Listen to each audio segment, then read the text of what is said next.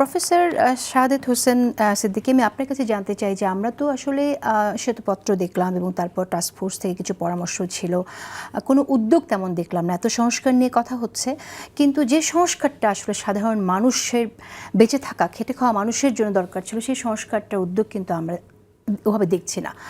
আপনি কোনো আশাবাদ এখানে রাখেন কিনা, নাকি আপনার পরামর্শ কি জানতে চাই, আসলে কি করণীয় সরকারের? যে দেখেন, আমি যে শব্দটা বৈষম্য দিয়ে শুরু করেছিলাম সেই জায়গা থেকেই কিন্তু এই সরকার।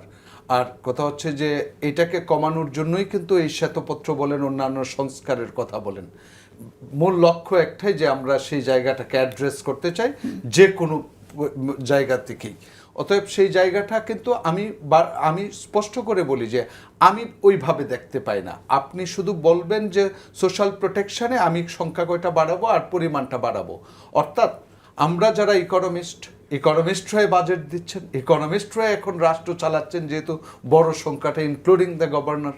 সো আলটিমেটলি আপনাদের কাছে প্রত্যাশা ছিল, তাহলে গরিব মানুষদের কাছে আমি ইকোনমিস্ট হিসাবে কি ভাববো, এদের রিয়েল ইনকামটা যেন অপরিবর্তিত থাকে, প্রকৃত আয়টা যেন অপরিবর্তিত থাকে। তাহলে আপনি বাড়াবেন, আপনি মূল্যস্ফীতির সমান বাড়ান এবং তারপর ইনক্রিমেন্ট দেন, তাহলে ওদের ইমপ্রুভমেন্ট হবে লাইফের। আর যদি সেম দিয়ে সংখ্যা বাড়ান, সেটা দিয়ে সমাজের কোনো কিছু হবে না। আরেকটা জায়গা হচ্ছে, আপনি ট্যাক্সের কথা বলছেন, যে ধনিক শ্রেণীর মানুষটা আওতায় আসে তাকেই তো আপনি আনতে পারছেন না। আপনার বাজেট দেখে স্পষ্ট প্রতীয়মান, কারণ আপনার রেভিনিউ কালেকশন বলছেন 37,000 কোটি টাকা। এই বছরে আপনার সরকারের যে পারফরমেন্স, আমি স্পষ্ট করে বলি 9 মাসে 71,500 কোটি টাকা ঘাটতি, এবং মে মাস আন্দোলনের মাস। কোন আন্দোলন? এনবিআর এর কর্মকর্তাদের আন্দোলন। যে মাসে সবচেয়ে বেশি রাজস্ব আদায় হয় মে এবং জুন মাসে। আপনারা দেখবেন তাদের টার্গেটেও বিশাল টার্গেট থাকে এই 2 মাসের জন্য।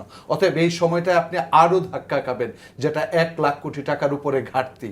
অতএব পারফরমেন্স যদি বলেন, বর্তমান বাজেট 24-25-এ আমাদের যে প্রত্যাশা ছিল, সেই প্রত্যাশিত পারফরমেন্স কোনো এজেন্সি কাছ থেকেই কিন্তু আমরা পাই না।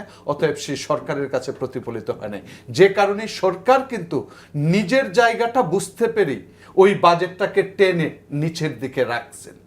কারণ আপনি হিস্ট্রি দেখেন, হিস্ট্রি টেলস আপনার ভবিষ্যৎ কি হবে। আমরা বলি যে ফোরকাস্ট করবেন, আমরা ভবিষ্যৎবাণী করবেন অতীতের তথ্যের উপর ভিত্তি করে। অতএব অতীতে বাজেট বাড়ার রেটটা দেখেন, আপনি 10 থেকে 12% প্রত্যেক বছর বাড়ে। অতএব আপনিই বাড়াতে পারেন নাই, তাহলে কে বেটার, সেটা কিন্তু রাষ্ট্রের মানুষ এখন চিন্তা করছে। যে কেন চিন্তা করছে? আমি সেই সাধারণ মানুষের কথা ভাবছেন। সাধারণ মানুষের মজুরি বাড়ার রেট আমার বর্তমান সরকার জানে, যেহেতু ওনারা ইকোনমিক্সের লোক, এই তথ্য নিয়েই ডিল করেন।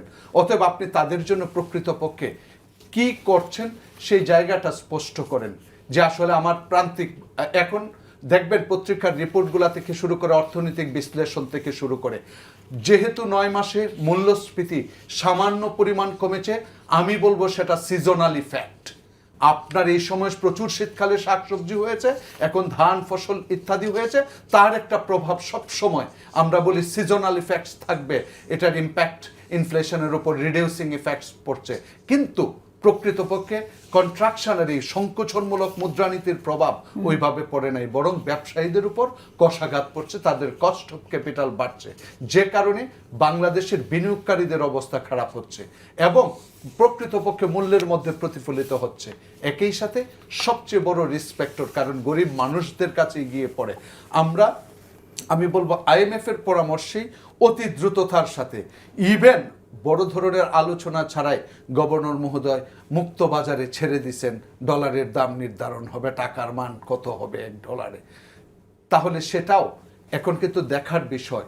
শুধু রেমিটেন্সের উপর ভর করে আমি যদি এক্সপোর্টের গ্রোথ বলি, আমি বলবো যে এক্সপোর্টের গ্রোথ বাংলাদেশের এটা টু সাম এক্সটেন্ট রেজিলিয়েন্ট। বিভিন্ন সময়ে দেখবেন কোভিডের সময় পড়ে গিয়েছিল কত, 88% নেগেটিভ ছিল, বাউন্স ব্যাক করছে 1-2-3 মাসের মধ্যে, আমরা পূর্বের অবস্থায় ফিরে গিয়েছি। অতএব সেই জায়গা থেকে এটা ঠিক আছে, কিন্তু আমি শঙ্কিত কোথায়, যেটা মূল্যস্ফীতিকে সাধারণ মানুষকে আরো কষ্টের মধ্যে ফেলবে, সেটা হচ্ছে প্রকৃতপক্ষে রেমিটেন্সের ধারা কোনো কারণে বৈশ্বিক হোক অথবা যে কোনো রাজনৈতিক কারণেও থাকতে পারে, হতে পারে।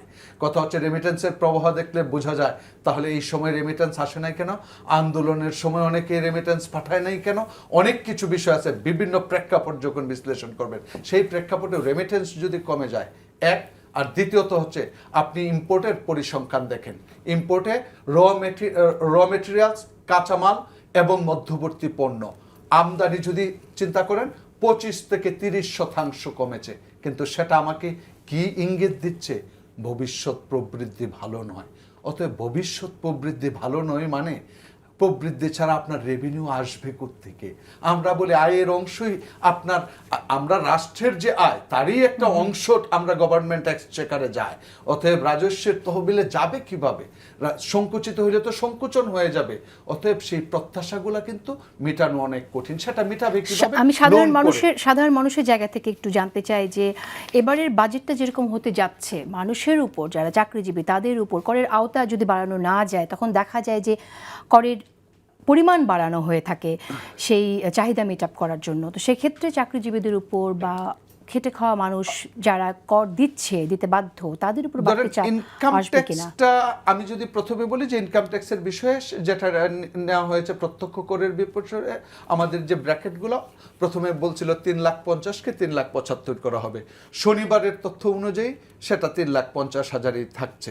অতএব এটা আর পরিবর্তন করা হচ্ছে না। কিন্তু উপরের দিকে যেটা প্রোগ্রেসিভের একটা মাত্রা হচ্ছে উপরে বেশি ট্যাক্স হোক 30%। কিন্তু প্রশ্ন হলো 25 ছিল সেটাকে 30 করা হয়েছে।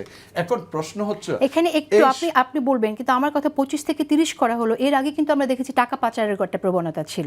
বেশি কর যখন অনেক বেশি বাড়ানো হয় তখন মানুষ কিন্তু কর দিতে নিরুৎসাহিত হয়ে যায়। এরকম কোনো ঘটনা ঘটবে কিনা? সেটা তো আপনার ট্যাক্স জিডিপি রেশিওতে প্রতিফলিত। বাংলাদেশের মানুষকে তো আপনি আনতে পারছেন না। গভর্নেন্সের অভাব, আপনার প্রাতিষ্ঠানিক দুর্বলতা অথবা ঘুষ সবকিছু মিলে যে কারণেই তো আমরা সেই জায়গাটা করতে পারছি না। তো এই সরকারের কাছে তো আমার সেই জায়গাটা আরেকটু স্ট্রং করার ইচ্ছে ছিল এবং আমরা প্রত্যাশা করেছিলাম যে রেভিনিউ কালেকশন করলে সরকার একটা স্বস্তি গরিব মানুষের কথা ভাবতে পারত। এখন যদি ভাবেও সেই ভাবনাটা কিভাবে ভাববে? ঋণ করে ভাবতে হবে। সরকার তো ঋণের সুদ গুনতে গুনতে বাজেটের সবচেয়ে পাই চার্টের বৃহৎ অংশ হয়ে যায় সুদ।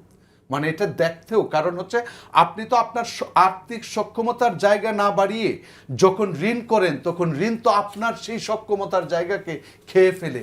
তখন একটা সরকার আর্থিকভাবে কত দুর্বল, দেশ ভালো কিন্তু সরকার দুর্বল। অতএব দুর্বল সরকারের প্রমাণ হচ্ছে তার আর্থিক সক্ষমতা। অতএব ট্যাক্স জিডিপির রেশিও না বাড়ানো ছাড়া সরকারের সেই সক্ষমতার জায়গা। এবং আরেকটা বড় চ্যালেঞ্জ হচ্ছে জানেন, আমরা যে রেভিনিউ বাজেটটা দেই, বাংলাদেশের বাজেটটা যদি সুন্দরভাবে দুইটা ভাগ করেন যে আমি এটা উন্নয়ন খাতে ব্যয় করি, এটা আমার রিকারেন্ট এক্সপেন্ডিচার, তখন দেখবেন পুরা উন্নয়ন খাতের ব্যয়টা পুরাটাই কিন্তু আমরা ঋণ করেই করি, পুরাটা ঋণ করে করি, হয়তো দেশের ভিতর থেকে বাহির থেকে। এখন বাহির থেকে এই বাজেটের প্রত্যাশা ছিল প্রায় 1,95,000 কোটি টাকা। সেটা কি এসেছে? এবং বাজেট ইমপ্লিমেন্টেশন দেখেন 41-42। তার মানে হচ্ছে কি দেশের উন্নয়ন কর্মকাণ্ড পুরোপুরি স্থগিত।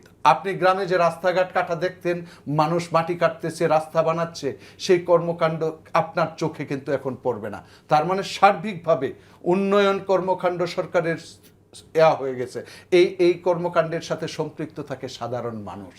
এই সাধারণ মানুষের যে কর্মসংস্থান সৃষ্টি হচ্ছে না, সেটাও কিন্তু ওই যে আপনি বেকারের সংখ্যা বেড়ে যাওয়া, এই সরকারের সময় সেই পরিসংখ্যান অলরেডি শুনেছেন যে আমাদের আরও 3 লক্ষ বেকার অতিরিক্ত যোগ হয়েছে। তো বিষয়টা হচ্ছে আপনার প্রবৃদ্ধি ইঙ্গিত দিবে কর্মসংস্থান হচ্ছে না, অতএব বেকারত্ব বেড়ে যাবে। অতএব সার্বিক দিক থেকে সংখ্যায় রয়েছে আমাদের যে টাকার মান, তার কারণে যে ধাক্কা মূল্যস্ফীতি, সাধারণ মানুষের অতিষ্ঠ হয়ে যাওয়ার একটা সামনে সম্ভাবনা রয়েছে, যেহেতু অলরেডি আমরা 9% উপরে মূল্যস্ফীতি।